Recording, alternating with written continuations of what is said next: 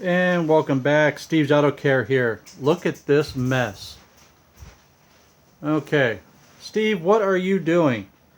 Honestly, I'm not really sure. No, that's not true.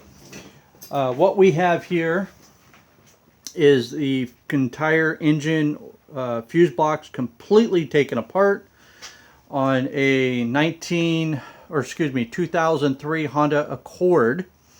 And the complaint is the battery light is on, and she has had the battery checked out, and the alternator, I guess, was replaced at one point down there, and the battery light is still on.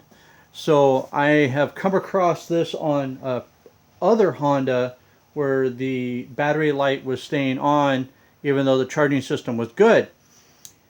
Now, what Honda has come up with, because their alternators are computer controlled, they need to know how much load the vehicle is using electrically. So they came up with this deal here. On, I believe, the Honda Civics, this is easily gotten to. You can just take the cover off the fuse box and a couple of bolts and this pops out. So they have a bar. Here is the new one. So the bar goes right through the load detector. Okay, and that's what the computer uses to find out how much electrical load the vehicle is requiring and runs the alternator accordingly. So on the O3s though, you have to completely disassemble the fuse box to get to this sensor. And I'll be honest with you, I don't know 100% if this is going to solve that battery light. This is something that I have ran into in the past on a Civic, and it worked for them, and it seems to be the same problem with this one. The alternator's good. And the battery is good.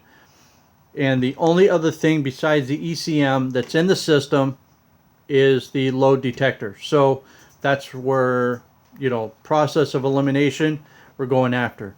Now, don't kid yourself. This was a pain in the butt to take apart. You have to have a myriad of flat-bladed screwdrivers, and flip this piece over. There is a whole bunch of tabs that you have to get out of the way all at the same time in order to get this piece off it. Once you get that piece out, then you have this solid state circuit board that has to come out. And then once that comes out, this piece comes out. Once you get that piece out,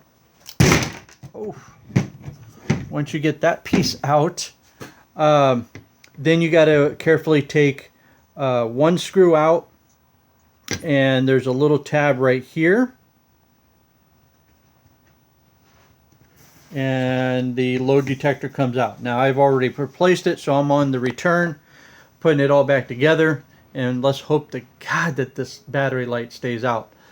And if it doesn't, then I get to go do some further diagnostic, which I'm thinking in ECM at this point, assuming that what I was told, the alternator and the battery are still good, which I'm sure it is. She's been driving around with this battery light on for probably 3 months, and if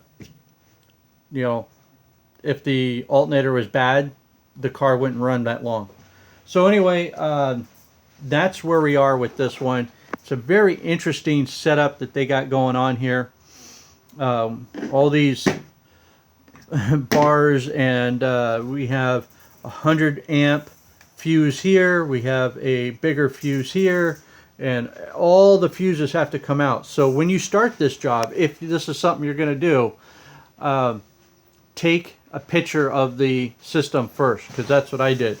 That way I'll be able to put all the fuses back in the right place. And it's also double important because not every car has all the options.